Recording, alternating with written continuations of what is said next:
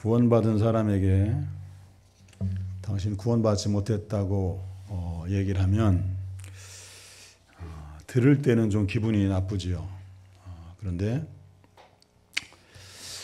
내가 받은 구원에 대해서 다시 한번 생각해 볼 수 있고 확인할 수 있는 기회가 됩니다. 그런데 또 반대편으로 구원받지 못한 사람을 구원받았다고 괜찮다고 이렇게 말을 하면 그 사람에게는 구원받을 수 있는 기회조차도 빼앗는 악한 그런 행위가 되고 맙니다. 종교의 핵심은 선행입니다. 신앙의 핵심은 구원입니다. 선행이라고 하는 것은 인간은 선하다고 하는 거죠. 그래서 선을 베풀고 살 수 있다 하는 것을 보여주는 것이고, 구원이라고 하는 것은 인간은 스스로 구원받을 수 있는 존재가 못 되어서 오직 하나님만이 선하시고 하나님이 우리를 불쌍히 여기시고 긍휼히 여기셔서 우리에게 베풀어 주신 선물과 같은 것이 바로 구원입니다. 이것을 이제 분명하게 말씀해 주고 있는 것이 에베소서 2장 1절부터 10절에 있는 말씀입니다. 그는 허물과 죄로 죽었던 너희를 살리셨도다. 그때 너희는 그 가운데 행하여 이 세상 풍조를 따르며 공중의 권세 잡은 자를 따랐으니 곧 지금 불순종의 아들들 가운데서 역사하는 영이라. 전에는 우리도 다 그 가운데서 우리 육체의 욕심을 따라 지내며 육체와 마음이 원하는 것을 하여 다른 이들과 같이 본질상 진노의 자녀이었더니 긍휼이 풍성하신 하나님이 우리를 사랑하신 그 큰 사랑을 인하여 허물로 죽은 우리를 그리스도와 함께 살리셨고 너희는 은혜로 구원을 받은 것이라. 또 함께 일으키사 그리스도 예수 안에서 함께 하늘에 앉히시니 이는 그리스도 예수 안에서 우리에게 자비하심으로써 그 은혜의 지극히 풍성함을 오는 여러 세대에 나타내려 하심이라. 너희는 그 은혜에 의하여 믿음으로 말미암아 구원을 받았으니 이것은 너희에게서 난 것이 아니요 하나님의 선물이라. 행위에서 난 것이 아니니 이는 누구든지 자랑하지 못하게 하려 함이라. 성경은 우리에게 우리가 허물과 죄로 죽었다 그렇게 말씀하고 있고, 공중권세 잡은 자 곧 불순종의 아들들 가운데 역사하는 영을 따랐던 죽었던 자들이다 그렇게 말씀을 합니다. 또 본질상 하나님의 진노의 대상이었다고 성경은 그렇게 말씀을 하고 있습니다. 우리가 이것을 생각을 해보면 우리가 얼만큼 구원이 절실한 존재인가 하는 것을 생각하게 됩니다.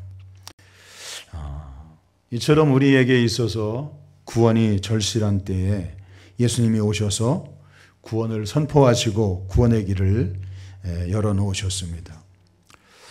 고린도후서 6장 2절에 보면 이르시되 내가 은혜 베풀 때 너희에게 듣고 구원의 날에 너희를 도왔다 하셨으니 보라 지금은 은혜 받을 만한 때요 보라 지금은 구원의 날이로다. 그러니까 예수님께서 오셔서 그 이후로 구원의 날이 시작이 되었습니다. 또 구원의 때가 시작이 되었습니다. 자, 그런데 이것은 주님이 육신을 입고 이 땅에 오신 초림 때와 예수님의 재림 이때까지 한정된 말입니다. 자,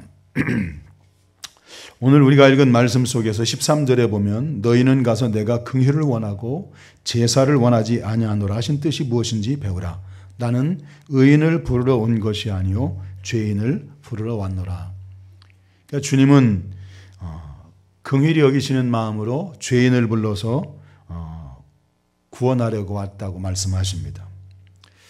자, 주님의 구원이 이제 죄인으로부터 시작이 되어서 이제 구원이 시작이 되었는데, 자, 이것은 주님이 육신을 입고 이 땅에 오신 그때부터 시작을 해서 주님이 다시 오시기 직전까지 우리에게 해당되는 말이죠.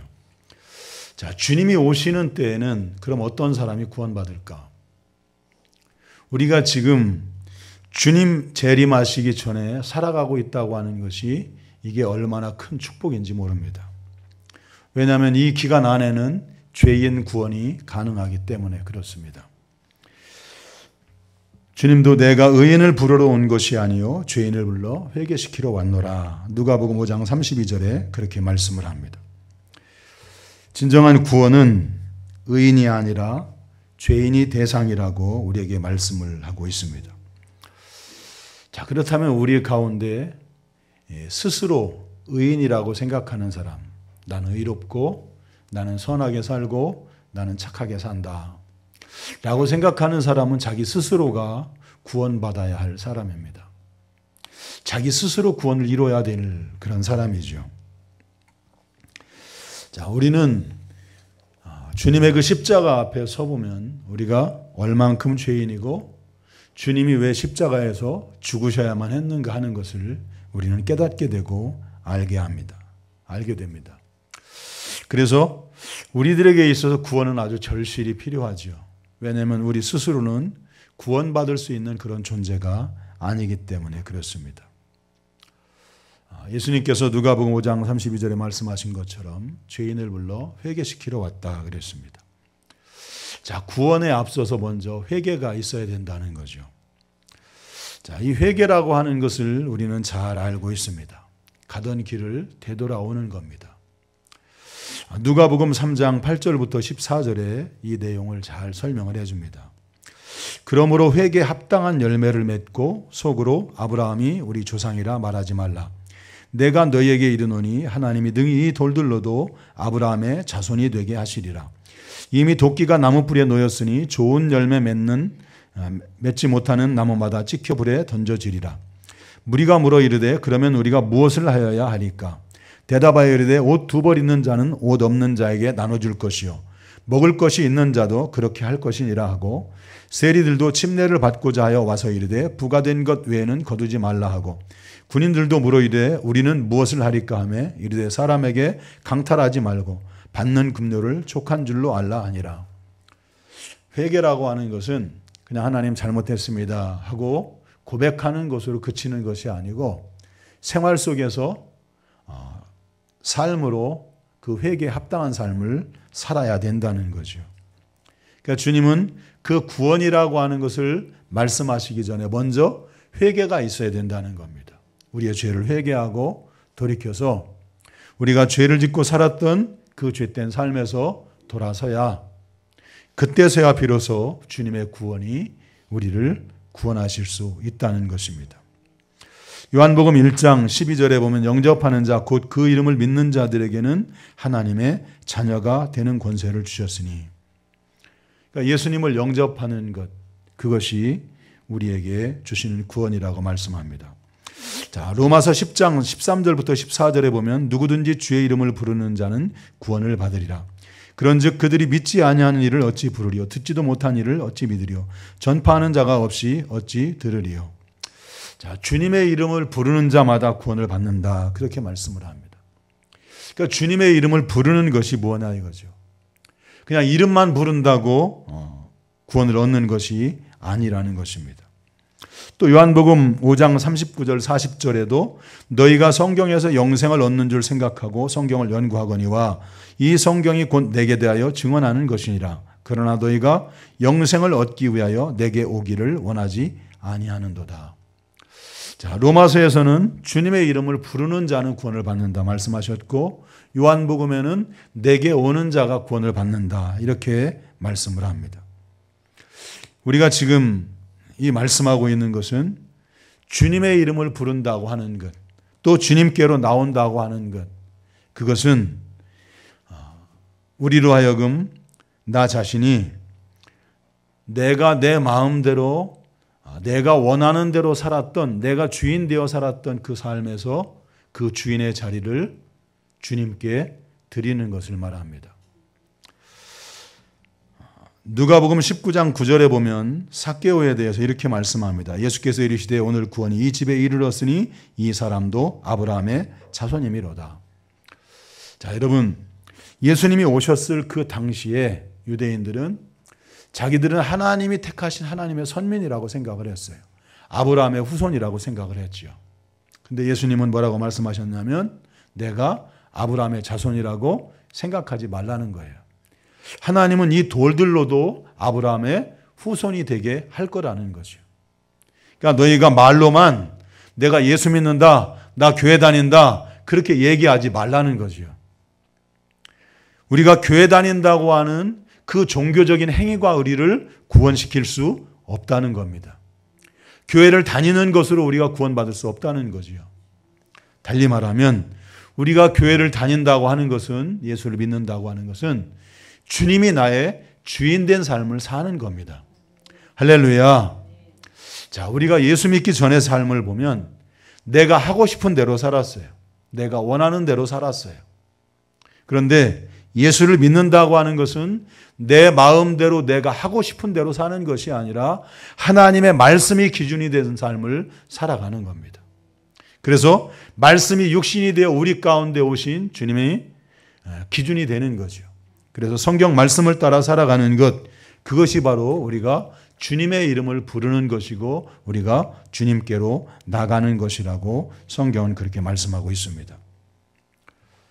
우리 이제 가끔 생각을 해보면 어떤 사람들은 내가 교회를 다니니까 내가 예수를 믿는다, 이렇게 생각하는 사람들이 있을지 몰라요. 또 신앙생활을 오래 한 사람, 또 아니면 은혜를 받고 은사를 받은 사람, 나는 이렇게 성령 체험이 있으니까 내가 당연히 구원받겠지라고 생각하는 사람들이 있을지 모릅니다. 그런데 아무리 신앙생활이 오래되었더라도, 또 혹은 은혜를 받고 은사를 받은 사람이라고 할지라도 하나님의 뜻대로 주님이 주인 된 삶을 살지 못하면 그는 구원에서 제외된다는 사실을 우리는 기억해야 됩니다. 로마서 12장 2절에 보면 너희는 이 세대를 본받지 말고 오직 마음을 새롭게 함으로 변화를 받아 하나님의 선하시고 기뻐하시고 온전하신 뜻이 무엇인지 분별하도록 하라. 하나님의 뜻이 무엇인지를 알라는 거예요. 하나님의 뜻이 무엇인지 알라는 말은 무슨 뜻일까요? 하나님의 뜻을 구하고 하나님의 그 뜻대로 살라는 거죠. 할렐루야. 자, 여러분, 우리가 신앙생활을 오래 하다 보면 여기서 있는 저 자신부터도 구원이 희미해집니다. 내가 정말 구원받았는지, 내가 지금 살아가고 있는 게 정말 하나님의 뜻대로 살고 있는 것인지. 처음 사랑을 잃어버린 거죠. 처음 사랑을 잃어버렸을 때 우리는 그 처음 사랑을 회복할 길이 없습니다. 처음 사랑이 회복되지 않습니다. 그럼 어떻게 될까요? 처음 사랑을 잃어버렸으니 그 사람은 버림받을까요? 요한계시록에는 라오디게아 교회를 향해서, 에베소 교회를 향해서 뭐라고 말씀하셨죠? 어디서 잃어버렸는지 그것을 다시 가서 찾으라고 말씀을 하죠. 그러면 우리가 처음 사랑을 회복할 수 있는 길이 무엇일까요? 다시 예수 그리스도의 그 십자가의 피 묻은 복음 앞에 다시 서는 겁니다. 내가 지금까지 형식적으로 살아가는 나의 삶을 주님의 십자가 앞에 나를 세우는 겁니다. 내가 얼만큼 죄인인지, 그리고 내가 구원받은 이후에 내가 어떻게 살았는지 주님의 십자가 앞에서 나 자신을 세워놓고 다시 주님의 그 십자가로 돌아가서 주님의 그 은혜를 구할 때 우리의 처음 사랑이 회복될 수 있다는 것입니다. 마태복음 7장 21절에도 말씀합니다. 나더러 주여 주여 하는 자마다 다 천국에 들어갈 것이 아니요 다만 하늘에 계신 내 아버지의 뜻대로 행하는 자라야 들어가리라. 은혜를 받았다고, 능력을 받았다고, 은사를 받았다고 다 천국에 가는 게 아니고 하나님의 뜻대로 행하는 자들이 천국에 간다는 겁니다. 여러분, 우리가 신앙생활을 하는 목적이 어디에 있습니까? 우리가 교회를 다니고 예수를 믿는 목적이 어디에 있습니까? 부자 되려고 하나요? 아니면 잘 되려고 하나요? 우리의 목적은 구원입니다. 우리가 하나님의 나라에 들어가는 것이 우리의 신앙생활의 목적입니다. 그것이 다른 종교하고 완전히 다른 점이죠. 우리는 예수 그리스도의 그 십자가의 피 묻은 복음으로 인해서 하나님의 나라에 들어가기 위해 신앙생활을 합니다.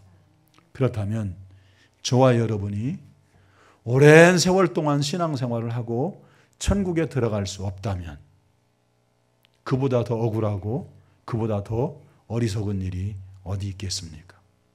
바라기는 저와 여러분이 내가 받은 구원을 다시 한번 확인해 볼 수 있게 되기를 예수님의 이름으로 축복합니다. 나더러 주여 주여 하는 자마다 다 천국에 들어갈 것이 아니에요. 여러분, 이 말씀의 배경이 무엇입니까? 그 마지막 때에 은혜를 받은 사람들이, 능력을 받은 사람들이 내가 주님의 이름으로 귀신도 쫓아내고 권능도 행하고 여러 가지 능력도 행하고 내가 그랬는데 주님 우리를 모르십니까? 주님 뭐라고 말씀하시냐면 나는 너희를 도무지 알지 못한다. 이 불법을 행하는 자들아 내게서 떠나가라. 불법을 행하는 자들이라고 말씀을 합니다. 하나님의 뜻대로 행한 것이 아니라 자기 마음대로 자기 멋대로 자기가 원하는 대로 행하며 살았다는 거지요. 심지어 그 능력을 행하는 일에조차도. 그래서 하나님은 내가 너희를 도무지 알지 못한다. 불법을 행하는 자들이라고 성경은 말합니다. 여러분, 우리가 구원받았다고 하는 것, 하나님의 자녀가 되었다고 하는 것은 내가 주인된 삶을 살아가는 것이 아니고 주님이 주인된 삶을 살아가는 것입니다. 하나님의 말씀이, 예수님이 육신을 입고 이 땅에 오셨고 말씀이 육신이 되어 우리 가운데 오셨다고 말씀하셨습니다. 하나님의 말씀이 우리의 삶이 기준된 삶을 살아갈 때 우리의 인생이, 우리의 삶이 주님이 주인된 삶을 살아가는 것입니다. 그러니까 교회를 다닌다고 다 구원받는 것이 아니라는 것이요. 누가 주인이냐 하는 겁니다. 주님이 주인이냐, 아니면 교회는 다니고 있지만 여전히 불법을 행하는 자들 가운데 역사하는 영, 사탄 마귀의 종이 되어서 살고 있느냐 하는 겁니다. 성도들이 때로는 넘어지기도 하고 때로는 실수하기도 합니다. 그러나 하나님의 말씀을 붙들고 살아가려고 힘쓰고 애쓰며 살고 있다면 그 성도들이 구원받은 성도들입니다. 그러나 교회를 다니고 있지만 여전히 내 마음대로, 내가 원하는 대로, 내가 하고 싶은 대로 살아가고 있다면 그 사람은 여전히 사탄 마귀의 종이 되어 살고 있는 것입니다. 여러분, 우리에게 이 시간들이 얼마나 축복이고 우리가 이 시간 동안 살아가고 있는 것이 얼마나 축복이냐면 우리들에게는 돌이킬 기회가 있고 우리에게 주어진 시간이 있습니다. 그래서 아직도 내가 구원받지 못한 사람이라면 실망하지 마시고 여러분들의 삶을 주님께 맡기시고 주님이 주인된 삶을 살아가는 그런 삶을 살아가기를 예수님의 이름으로 축복합니다.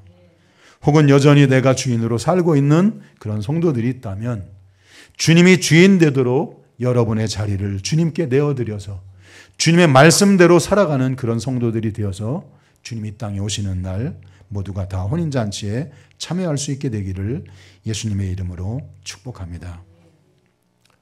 주님이 재림하실 때가 되면 구원받는 사람들은 죄인 구원이 아니라 의인 구원으로 바뀌어진다는 사실을 우리는 기억해야 됩니다.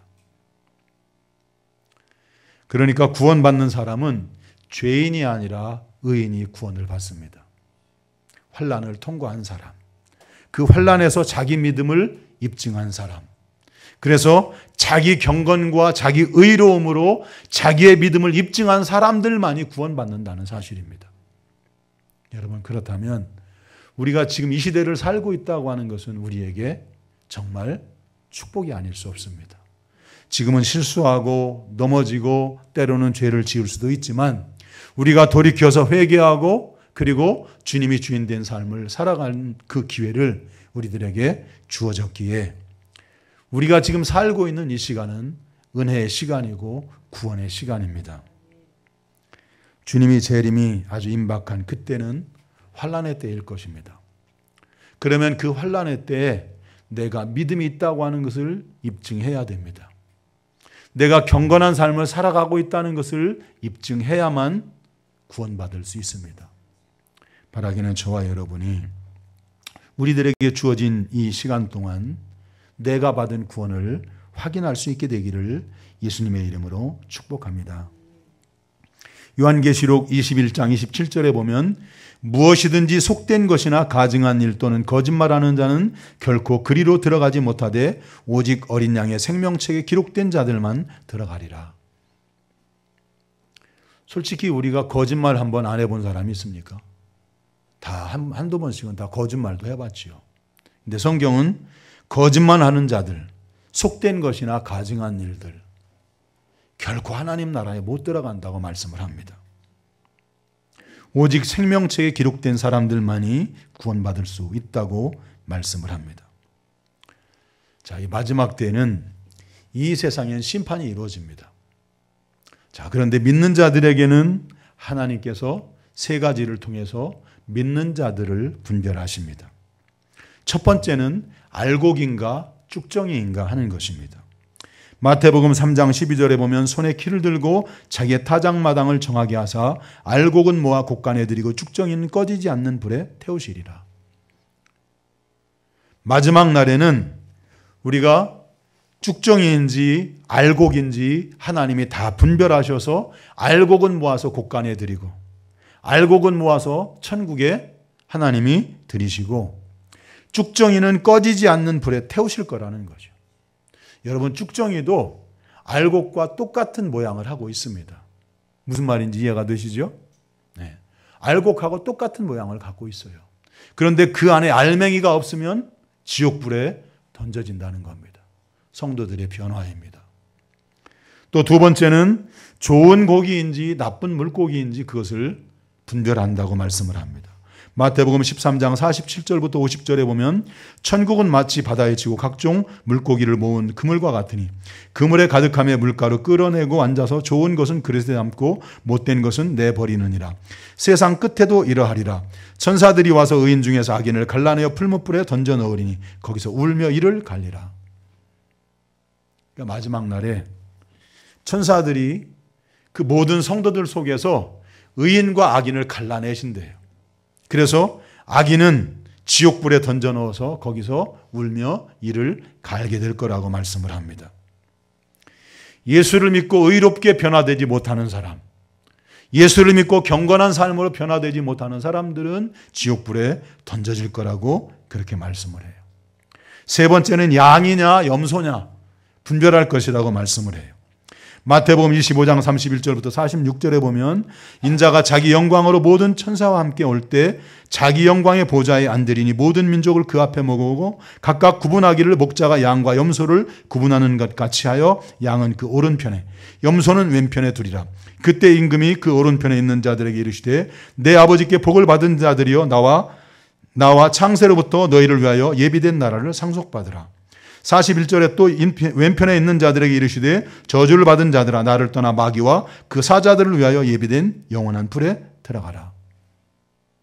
염소는 영원한 불에 던지시겠다고 말씀을 합니다. 자, 여러분, 지금 우리가 말하고 있는 이 세 가지는 교회 밖에 있는 불신자들을 향한 말이 아니라는 거 우리가 잘 알고 있습니다. 교회 안에 있는 성도들을 향한 말이라고 성경은 말씀하고 있습니다. 마태복음 7장 21절 23절 앞에 읽었던 말씀들을 다시 읽어보면 나더러 주여 주여 하는 자마다 다 천국에 들어갈 것이 아니요 다만 하늘에 계신 내 아버지의 뜻대로 행하는 자라야 들어가리라. 그날에 많은 사람이 나더러 이르되 주여 주여 우리가 주의 이름으로 귀신을 쫓아내며 주의 이름으로 많은 권능을 행하지 아니하였나이까 하리니 그때 내가 그들에게 밝히 말하되 내가 너희를 도무지 알지 못하니 불법을 행하는 자들아 내게서 떠나가라 하리라. 여러분, 우리는 누구나가 다 쭉정이가 되고 싶은 마음 없습니다. 우리는 누구나가 다 염소가 되고 싶은 마음 없습니다. 그렇다면 우리가 왜 이처럼 마지막 날에 이런 일들이 벌어지게 될까? 그것은 우리로 하여금 지금 하나님의 자녀로서 변화되지 못하도록 우리를 붙들고 있는 우리 안에 있는 악한 영들이 우리를 붙들고 있고 우리를 속이고 있기 때문에 그렇습니다. 여러분 안에 여러분 자신을 끌고 가는 악한 영들의 역사들을 분별하시고 그래서 하나님의 말씀이 기준이 되어 살아가는 그런 삶을 살아가게 되기를 예수님의 이름으로 축복합니다. 사탄은 성도들이 변화되는 것을 결코 원하지 않습니다. 교회 잘 다니고 있잖아. 괜찮아. 헌금도 하고 있잖아. 괜찮아. 너 직분도 있잖아. 괜찮아. 변화되지 않아도 괜찮아. 교회 다니고 있잖아. 아마 사탄은 여러분의 마음속에 그렇게 속삭이고 있을지 모릅니다. 근데 저와 여러분이 예수의 생명으로 거듭나지 않으면, 예수의 사람으로 우리가 바뀌어지지 않으면 우리는 염소로 구분이 되고 쭉정이로 구분이 되어서 마지막 날에 지옥불에 던져질 사람들이라는 사실을 기억하시길 바랍니다. 저와 여러분은 예수의 생명으로 우리가 새롭게 거듭났다면 변화되어야 됩니다. 저도 변화되지 못한 사람이 성도들을 위해서 기도하면서 하나님 변화시켜 주세요. 왜 이렇게 변화되지 않습니까? 왜 이렇게 변화가 더딥니까? 그러면서 기도하고 묵상하고 있을 때 모르겠어요. 제 눈에 그려진 그림은 뭐였냐면 나무가, 굵은 나무가 있어요. 굵은 나무가. 근데 위에가 딱 베어진 것 같아요. 딱 잘라졌어요.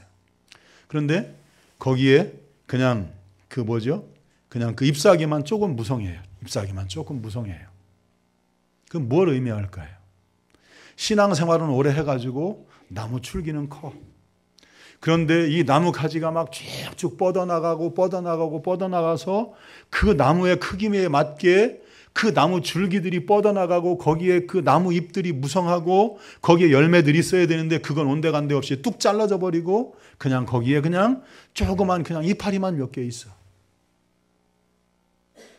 신앙생활은 오래 해서 나무 줄기는 굵은데 그처럼 우리가 줄기를 뻗어나가지 못하고 열매를 맺지 못하고 우리로 하여금 변화되지 못하게 하는 건 뭐냐면 우리 안에 우리를 붙들고 있는 어둠의 영들이 우리 자신을 변화되지 못하도록 붙들고 있는 거예요. 너 신앙생활 오래 했잖아. 너 신앙생활 하고 있잖아. 너 헌금도 하고 있잖아. 너 직분도 있잖아. 괜찮아. 우리 안에서 변화되지 못하게 우리를 가로막고 있는 거예요. 바라기는 우리 함께 사랑하는 성도님들이 내가 받은 구원을 확인할 수 있기를 바랍니다. 마지막 날에 주님의 이름을 주여 주여 부른다고 다 천국에 들어가는 것이 결코 아닙니다. 하나님의 뜻대로 행하는 사람들만이 하나님 나라에 들어간다고 말씀을 하십니다. 자, 여러분, 우리가 구원이라고 하는 것이 무엇인지 충분히 설명을 드렸다고 생각이 됩니다. 여러분, 구원받았다고 하는 것은 무엇을 의미하냐면 내가 주인 되어서 내가 원하는 대로 내가 하고 싶은 대로 살아가는 것이 아닙니다. 구원받은 성도는 주님이 주인이 되어서 주님의 말씀대로 주님의 뜻대로 순종하며 살아가는 것이고 목자가 양을 따라가는 것처럼 양이 되어서 하나님의 말씀을 따라가고 순종하는 삶이 우리가 구원받은 삶이라고 하는 것을 성경은 우리에게 거듭 확인시켜주고 있습니다. 바라기는 저와 여러분이 내가 신앙생활 이만큼 했으니까 내가 직분이 이만큼 됐으니까 나는 구원받겠지 그렇게 생각하지 마시고 당신 구원 받았습니까? 내가 볼 때 당신 구원 못 받은 것 같은데 처음 들을 때는 기분 나쁘지요. 내가 신앙생활 얼마나 했는데 내가 직분이 뭔데 내가 교회 헌금을 얼마를 드리는데 내가 교회에서 얼만큼 봉사를 하는데 기분 나쁘지요. 그러나 여러분에게 천국에 갈 수 있는 기회를 준다면 기분 나쁜 것은 잠시지만 여러분 자신의 구원을 다시 확인할 수 있습니다. 바라기는 저와 여러분이 속지 마시기 바랍니다. 구원받지도 못했는데 구원받았다고 착각하며 사는 불쌍한 사람 되지 마시고 내 구원을 확인해서 정말 하나님의 자녀로 살게 되는 우리 담 가족들이 다 되기를 예수님의 이름으로 축복합니다.